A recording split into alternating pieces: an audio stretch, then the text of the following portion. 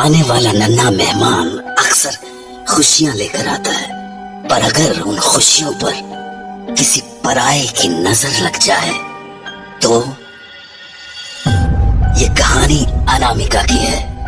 अनामिका, जिसे अंदाजा भी नहीं था कि उसके साथ क्या होने वाला था। अनामिका, मैं निकलता हूँ, तुम परेशान मत होना, मैं 1 हफ्ते में लौट आऊंगा। विशाल, मुझसे ज्यादा तो तुम परेशान दिख रहे हो। अरे प्रेग्नेंट मैं हूँ, तुम नहीं। पर फिर भी मैं तुम्हें अकेला छोड़कर जा रहा हूँ। प्रॉमिस मी कि जो जो मैंने कहा है वो ध्यान रखोगी। हाँ बाबा, भीगे बालों में बाहर नहीं जाना है, हमेशा अपने साथ एक चाकू या नील कटर रखना है, सब याद है मुझे। अब जाओ वरना देर हो जाएगी। अच्छा हाँ, मैंने पड़ोस वाली मेहता आंटी को भी इन्फॉर्म कर दिया है। तुम्हें किसी भी चीज की जरूरत हो तो उन्हें कॉल कर लेना, वो पास में ही रहती है तो थोड़ी हेल्प हो जाएगी। हाँ हाँ, पिछली बार भी उन्होंने मेरी बहुत मदद की थी, तुम फिक्र मत करो, कोई जरूरत पड़ी तो मैं उन्हें बुला लूंगी। एक तो जिस हिसाब से मेरे ट्रिप्स हो रहे हैं, लॉन्ग टर्म के लिए हमें किसी केयर टेकर को ढूंढ ही लेना चाहिए। खैर, अब मैं चलता हूँ। तो उसके बाद विशाल वहां से चला गया और घर पर रह गई तो बस अनामिका, बिल्कुल अकेली। तो अपने कमरे में लेटे हुए उसने अपनी आंखें बंद ही की थी कि तभी हाँ, बच्चा, ये बच्चा कहाँ रो रहा है? आवाज तो बाहर से आ रही है, जाकर देखती हूँ। तो अनामिका जैसे ही हॉल में आई, उसने देखा कि वो बच्चे के रोने की आवाज टीवी से आ रही थी, पर उसे ये समझ नहीं आया कि ये टीवी कैसे ऑन हो गया? अजीब है। टीवी का यूं अपने आप ऑन हो जाना अनामिका को अजीब तो लगा, पर उसने इस बात पर ज्यादा सोचा नहीं और वापस अपने कमरे में लौट आई। और अभी वो अपने बिस्तर पर बैठी ही थी कि उसका फोन बजा। हाँ, ये मेहता आंटी अभी क्यों फोन कर रही है? हेलो। हाँ, अनामिका बेटा। जी आंटी, बोलिए। बेटा, तुम्हारे घर कोई आने वाला था क्या? हाँ, नहीं तो क्यों? नहीं, वो बाहर कोई बहुत देर से खड़ा है, कोई औरत है शायद। औरत? नहीं आंटी, मैंने तो किसी को भी नहीं बुलाया है, और वैसे भी इतनी रात को कौन आएगा? हो सकता है किसी दूसरे के घर आई हो। नहीं बेटा, वो बहुत देर से बाहर खड़ी है, वो भी तुम्हारे दरवाजे के सामने। अच्छा, ठीक है आंटी, मैं देख लेती हूँ। अच्छा सुन, अगर जान पहचान ना हो तो दरवाजा मत खोलना, खिड़की से ही बात कर लेना। हाँ आंटी, ठीक है, मैं देखती हूँ। तो अनामिका फोन रखकर हॉल में चली गई और खिड़की से बाहर उस औरत को देखने लगी। एक्सक्यूज मी, हेलो, कौन है आप और मेरे घर के सामने क्या कर रही है? अनामिका की आवाज लगाने पर जब वो औरत मुड़ी तो अनामिका उसे पहचान नहीं पाई। तभी वो बोली, नमस्कार, अनामिका मैडम, আমি देवी। देवी? सॉरी, पर मैंने आपको पहचाना नहीं। तुम्हारा पति विशाल से बात हुआ था मेरा, वही भेजा हमको यहाँ। विशाल ने भेजा है? पर क्यों? तुम्हारा देखभाल करने के लिए। पेट से है ना तुम, हम प्रेग्नेंट औरत लोग का खास ख्याल रखते हैं। केयर टेकर है हम। ओह, ओके ओके। विशाल बोल तो रहे थे केयर टेकर हायर करने के बारे में, पर मैं गेट खोलती हूँ, आप अंदर आ जाइए। तो अनामिका ने देवी को अपने घर के अंदर बुला लिया और दोनों बैठकर बातें करने लगी। जी, आप बहुत देर से बाहर खड़ी थी क्या? हाँ, हम बहुत बार आवाज लगाया, पर तुम दरवाजा नहीं खोला। हाँ, मैं सो गई थी। वैसे आपने इससे पहले कहाँ काम किया है? हम 15 साल से ये काम कर रहे हैं मैडम। माने कि जब भी कोई घर में बच्चा होने वाला होता है ना, हम वहाँ पहुँच ही जाता है। আপনার चिंता मत करो, আমি खूब भालो করে ख्याल रखते, तुम्हारा भी और तुम्हारा बच्चा का भी। थैंक यू, मेरी काफी हेल्प हो। खाना खा लिया मैडम? नहीं, अभी तो नहीं। बना लिया? नहीं, मैंने सोचा था कुछ मैगी वगैरह बनाकर खा लूंगी। क्या मैडम, मैगी से क्या होगा तुम्हारा? जो औरत लोग पेट से होता है ना, उसको अच्छा अच्छा खाना खाना चाहिए। हाँ, पर आज मेरा कुछ बनाने का मन नहीं कर रहा था। ए मैडम, चिंता करिस ना, আমি আসছি तो हम खिलाएगा तुमको अच्छा खाना, अपना हाथ से बनाकर। फिर खाना के हिसाब से हमारा पगार डिसाइड कर देना, ठीक है? मतलब आपकी विशाल से तो बात हुई होगी ना इन सब चीजों को लेकर? हम पगार का बात पहले नहीं करता है मैडम, पहले आप मेरा काम देखो, अच्छा लगा तो रख लेना नौकरी पे, ठीक है? अच्छा, कमाल है आपकी। ठीक है, बनाइए फिर खाना। है तो बोलो की खाबी? मांस, मछली, गोश्त? आप नहीं, मैं नॉनवेज नहीं खाती। हैं तो वेज बोलो, जो खाएगा बना देगा। आप खुद ही देख लो, जो आपको ठीक लगे। ठीक है, हम तुम्हारे लिए पालक पनीर बना देता है।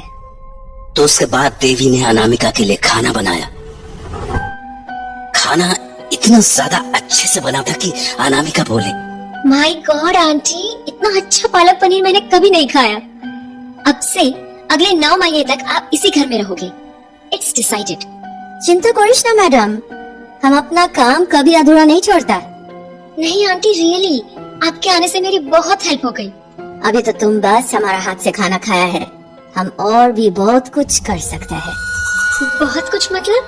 तुम्हारा डिलीवरी हम वो भी करा देगा।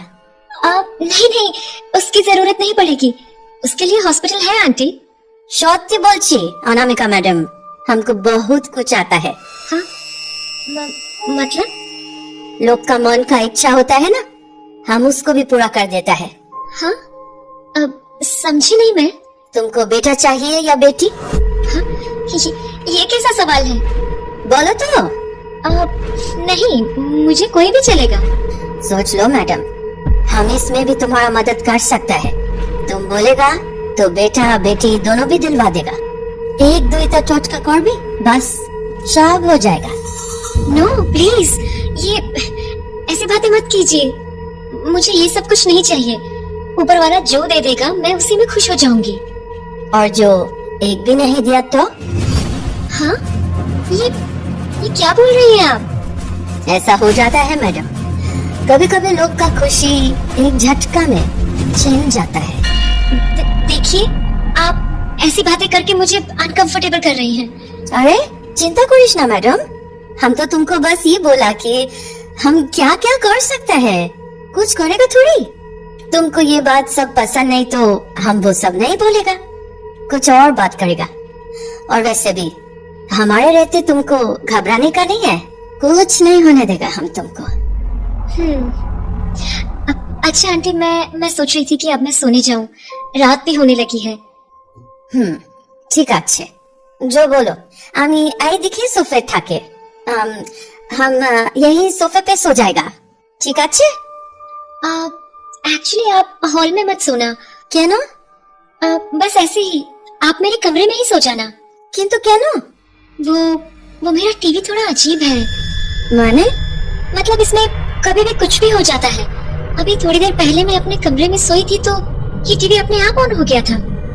न जाने क्यों पर इसमें ऐसे ही कुछ न कुछ होता रहता है, इसलिए मैं नहीं चाहती कि आप भी परेशान हो, तो आप बेडरूम में ही सो जाना। अरे क्या मैडम, तुम भी टीवी से कौन डरता है? रुको अभी हम देखता है। तो उसके बाद देवी टीवी के पास चली गई और वहाँ जाते ही बोली, तुम यहाँ क्या कर रहा है? चले जा, एक खाने देखे चले जा। आंटी चले जा, अभी कोई काम नहीं है, चले जा। आई दिखे बाद में आना। आंटी आप ये किससे बात कर रहे हो? वही जो टीवी के अंदर है। हाँ? क्या? दौड़ गया? हाँ? क्या? अरे हम मजाक कर रहा था तुम्हारे साथ में।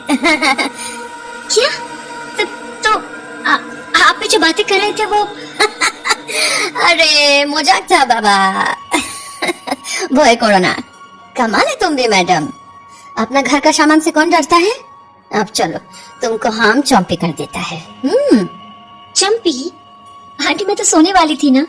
अरे तो चौंपी कर देगा तो खूब अच्छा नींद आएगा ना। आप चल। तो देवी की बात मानकर अनामिका अपने बिस्तर पर जाकर लेट गई और देवी उसके ठीक पीछे आकर बैठ गई। आंटी, मसाज की सच में जरूरत है क्या? और नहीं तो की, देखना अभी तुम्हारा माथा एकदम हल्का हो जाएगा। हाँ, आंटी ये फूंक क्यों मार रही हो बालों में? फूंक ना, की बोलछे तुम? हाँ, मुझे फील हुआ। अरे ऐसी हवा होगा। चलो एक आंख ता बंद करो, तुम्हारा मालिश कर देता है हम। आह, ये आप क्या कर रहे हैं?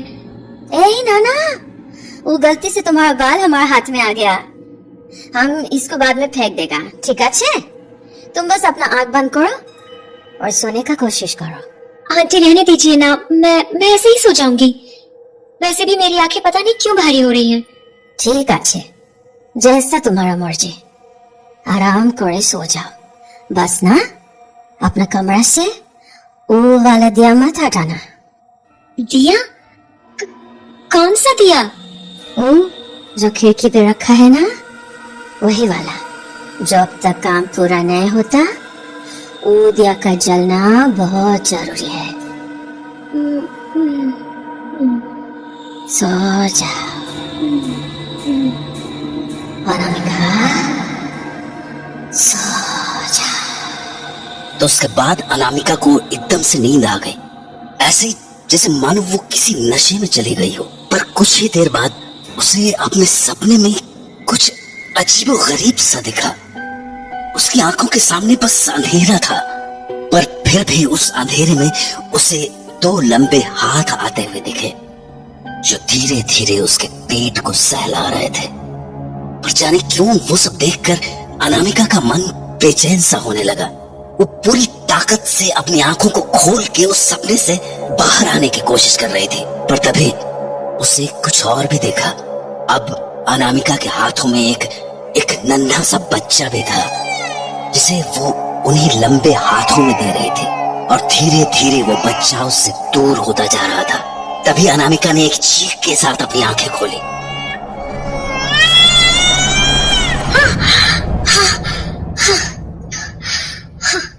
ये कैसा सपना था? My God! आंटी, आंटी आप सो रही है क्या?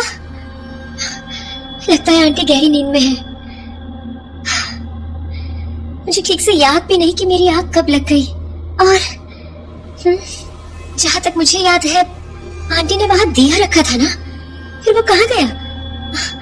अजीब है। अभी अनामिका इन बातों को समझने की कोशिश ही कर रही थी कि अचानक हॉल से किसी बच्चे के रोने की आवाज आने लगी। हाँ, फिर से बच्चे की आवाज। कहीं फिर से टीवी तो नहीं ऑन हो गया? जाकर देखती हूँ। पर इससे पहले कि अनामिका उठती, उसके पेट में अजीब सा दर्द होना शुरू हो गया। ये मेरे पेट में दर्द क्यों हो रहा है? उफ, ये बच्चे की आवाज तो बढ़ती ही जा रही है। मुझे जाकर देखना ही होगा। तो अनामिका कमरे से बाहर आई और उसने सबसे पहले उस चलते हुए टीवी को बंद किया। टीवी के बंद होते ही सब कुछ वापस शांत सा हो गया, पर उसे असली झटका लगना अभी बाकी था, क्योंकि जब उसने देवी को ढूंढने के लिए नजर घुमाई तो वो पूरे कमरे में कहीं नहीं मिले। आंटी कहाँ गई? आंटी, आंटी, ये आंटी कहाँ चली गई? कहीं भी नहीं दिख रही है। आंटी, ये सब क्या हो रहा है? मुझे कुछ समझ नहीं आ रहा है। आखिर आंटी गई कहाँ? और ये मेरे पेट में दर्द क्यों होने लगा है? कहीं कोई प्रॉब्लम तो नहीं है? मैं मेहता आंटी को कॉल करती हूँ।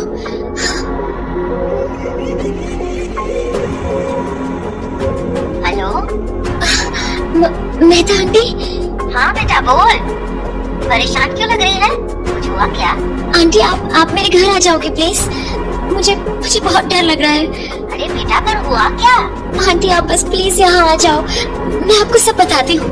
ठीक है, आती हूँ। तो अगले 2 मिनट के अंदर मेहता आंटी अनामिका के दरवाजे पर चली आई। क्या हुआ बेटा, ऐसी घबराई हुई क्यों है? आंटी मुझे कुछ समझ नहीं आ रहा है। अरे पर हुआ क्या? और ये दिया यहाँ पर किसने रखा है? हाँ, ओ, ये यहाँ पड़ा है। अरे क्या यहाँ पड़ा है? ये यहाँ रखा क्यों है ये बता मुझे। आंटी मुझे नहीं पता। अरे तो किसने रखा है? वो आंटी ने रखा होगा। कौन सी आंटी? वही जो तेरे घर के बाहर खड़ी थी? हाँ। कौन है वो? जानती है तू उसे? नहीं। नहीं? तो फिर यहाँ क्या कर रही थी वो? वो केयर टेकर की जॉब के लिए आई थी। Care taker? कहाँ से आई थी वो?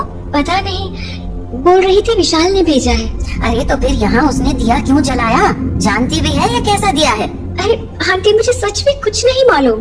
एक तो मेरे पेट में दर्द हो रहा है, मुझे सच में कुछ नहीं पता। दर्द? दर्द क्यों हो रहा है तुझे?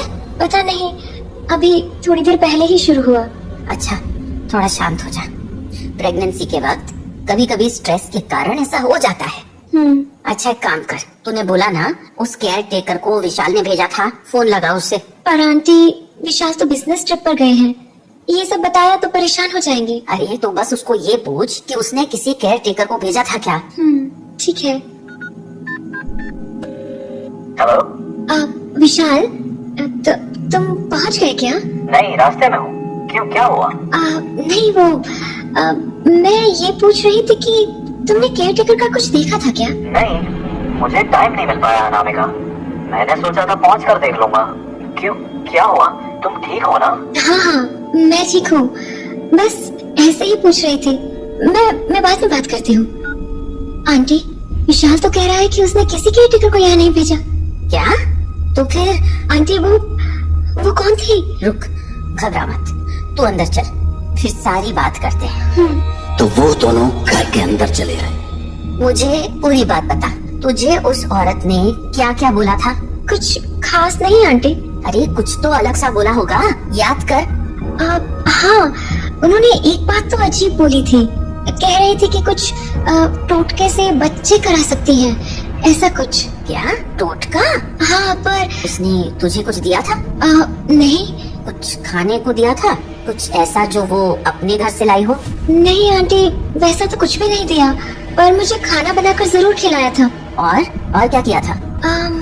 याद कर बेटा, याद कर। हाँ, उन्होंने मेरे बालों की चंपी की थी, तब भी उन्होंने कुछ अजीब सी हरकत की थी।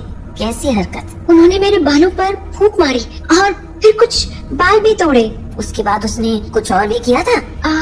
हाँ, उन्होंने दिए को हटाने से मना किया था। बोल रही थी काम होने तक दिया जलता रहना चाहिए। वही दिया जो बाहर पड़ा था? हाँ, पर उसके आगे का मुझे ठीक से याद नहीं। मेरी पलकें बहुत भारी सी हो गई थी। और फिर तूने एक बहुत बुरा सपना देखा? हाँ, वो सपना बहुत ही अजीब था। जानती हूँ, सपने में तूने अपने बच्चे को देखा और फिर वो तुझसे छीन लिया गया। हाँ, पर आपको कैसे पता चला? क्योंकि मुझे पता है तेरे साथ क्या हुआ है। हाँ, मतलब किसी ने तेरी कोख बांधी है। हाँ, क्या मतलब? बेटा, वो औरत कोई और नहीं बल्कि एक तांत्रिक थी। तांत्रिक? आंटी, मैं तो उसे जानती भी नहीं हूँ। वो मेरे पास क्यों आई थी? और ये कोख बांधना क्या होता? क्या हुआ? वही पेट दर्द आंटी।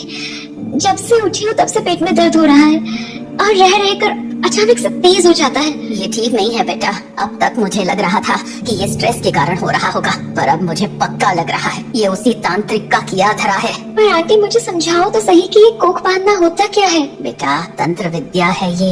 इस तंत्र विद्या में औरत के पेट में पल रहे बच्चे की बलि दी जाती है। क्या? पर आंटी, मैंने क्या किया?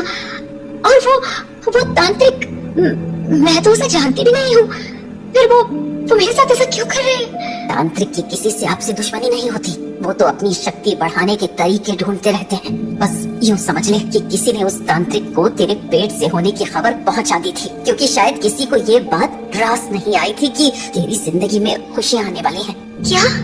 और आंटी, कोई मेरे साथ ऐसा क्यों करेगा? मैंने क्या बिगाड़ा है किसी का? मान ना मान बेटा, इन चीजों के पीछे अक्सर हमारे अपने ही होते हैं। क्या तेरे घर में कोई ऐसा है जो तेरी प्रेगनेंसी से खुश नहीं है? आंटी, क्या बोल रहे हो आप? खुशी कैसे नहीं होगी? सब अच्छे लोग हैं। बात अच्छे बुरे की नहीं है। कई बार जब लोगों को खुशियाँ नहीं मिलती तो वो दूसरे को भी खुश होता देख नहीं पाते। पर मैंने किसी का क्या बिगाड़ा है? ये रोने का काम नहीं है बेटा, संभाल खुद को और सोच, दिमाग पर जोर दे कि कौन ऐसा हो सकता है जिससे तेरी खुशी पसंद नहीं। पता नहीं, मुझे नहीं पता, पर प्लीज मेरी हेल्प कर दो, प्लीज। बेटा शांत हो जा। अच्छा एक बात बता, तेरे घर में कोई ऐसा है जिसके बच्चे नहीं है? हाँ। सोच, कोई है ऐसा? हाँ, विशाल की ताई जी है, उनके एक भी बच्चा नहीं है। तो ये बता, प्रेगनेंसी के बाद तेरी ताई जी तुझसे मिलने आई थी? हाँ, एक दिन आई थी। वो खुश थी? हाँ, खुशी थी शायद। शायद? आप मतलब वो कह रही थी कि उनकी पूरी जिंदगी में ये खुशी कभी नहीं आ पाई और वही है। हाँ? वही है, उसी ने उस तांत्रिक को तेरे पास भेजा है। आंटी ये आप क्या बोल रही है? याद करके बता, उस ताई जी ने तुझे कुछ खाने को दिया था? नहीं। तेरे कपड़े वगैरह कुछ लेकर गई थी? नहीं। कुछ घर पे रखने को दिया था? कोई बर्तन, कोई सामान, कुछ भी? हाँ, उन्होंने हमें ये टीवी गिफ्ट किया था। टीवी? हाँ, ताऊ जी का शोरूम है तो वो हमारे लिए गिफ्ट ले आई थी। अरे मारी लाडो के बच्चा होने को है, मन खुश हो गया मारा। थारी खुशी में मैं थारे लिए जो लेके आई हूँ। ताई जी आप टीवी लाए हो? हाँ, थारी ताई जी खुश ही इतनी है। पर इसकी क्या जरूरत थी ताई जी? अरे क्यों जरूरत ना थी, मारी लाडो के राजकुमार होने को है। अब मन ने तो ये खुशी मिल ना सकी, थारी खुशी में ही खुश हो लेने दे। उसके बाद वो दोबारा तुझसे मिलने आई थी क्या? नहीं, उसके बाद तो कभी नहीं आई। तुझे कभी इस टीवी में कुछ अजीब होता हुआ दिखता है? हाँ, बहुत बार। ये कई बार रात को अपने आप ऑन हो जाता है, आज भी हुआ था। सारा खेल इसी टीवी ने किया है और शायद तेरे पेट दर्द का भी कारण यही है। तेरी ताई ने बहुत पहले ही टोना टोटका कर दिया था। वो तांत्रिक आज बस आखिरी काम करने आई थी। हमें जल्द से जल्द कुछ करना होगा। पर आंटी हम करेंगे क्या? तुझे इस टीवी को जलाना होगा, इसे उठाकर बाहर ले जा और उसमें आग लगा दे। तेरे बच्चे को बचाने का यही एकमात्र तरीका है और हमें जल्दी करना होगा। एक बार उस तांत्रिक ने अपनी सिद्धि पूरी कर ली, उसके बाद हम कुछ नहीं कर पाएंगे। जल्दी कर। ठीक है आंटी। मिसेस मेहता की बात मानकर अनामिका जैसे ही टीवी के पास पहुंची, उसे टीवी के अंदर एक छोटे से बच्चे की परछाई दिखी। हाँ? क्या हुआ बेटा, जल्दी उठा टीवी। वो आंटी, इसमें मुझे कोई बच्चा दिख रहा है। क्या? हाँ आंटी, इसमें कोई बच्चा सो रहा है। बेटा ये पक्का उसी तांत्रिक का खेल है। वो नहीं चाहती कि ये टीवी इस घर से दूर हो, इसलिए इस पर ध्यान मत दे और टीवी बाहर कर। ठीक है। उस टीवी के अंदर दिख रहे बच्चे की मानो नींद खुल गई और वो जोर जोर से रोने लगा और उसके साथ साथ अनामिका भी दर्द से कराहने लगी। क्या हुआ बेटा? आंटी वो पेट दर्द। अनामिका अपनी बात पूरी ही करने वाली थी कि वो बच्चा और जोर जोर से रोने लगा। बहुत दर्द हो रहा है। बेटा मुझसे बात कर, क्या हो रहा है? पता नहीं आंटी, जैसे जैसे ये बच्चा रो रहा है वैसे वैसे मेरे पेट का दर्द भी बढ़ रहा है, जैसे हम दोनों एक दूसरे से जुड़े हो। कोख बंधन यही होता है बेटा, जब तक ये तेरे घर पर रहेगा तेरी कोख में कोई नहीं पल सकेगा। इसलिए हिम्मत कर और इसे उठाकर बाहर फेंक कर, वरना अगर उस तांत्रिक ने अपनी सिद्धि पूरी कर ली तो बहुत देर हो जाएगी। तो बस अनामिका ने अपनी हिम्मत बांधी और उस टीवी को बाहर ले जाकर रख दिया।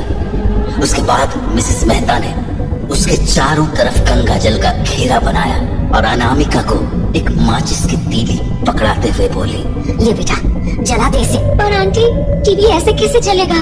बेटा आग बहुत पवित्र होती है, टोने टोटकों को छूते ही उन्हें भस्म कर देती है। ये ले और जला दे इस टीवी को। तो मेहता आंटी की बात मानकर अनामिका ने उस माचिस की तीली को सामने पड़े टीवी पर फेंक दिया, जिससे वो टीवी धू धू करके जल उठा। उस टीवी के चलते ही अनामिका के पेट का दर्द मानो गायब सा हो गया और घर के बाहर रखा हुआ वो दिया भी टूट गया। अनामिका अब समझ गई थी कि ये सारा खेल उसकी ताई का रचा हुआ था और आज अगर मेहता आंटी न होते तो उसे और उसके बच्चे को कोई नहीं बचा पाता।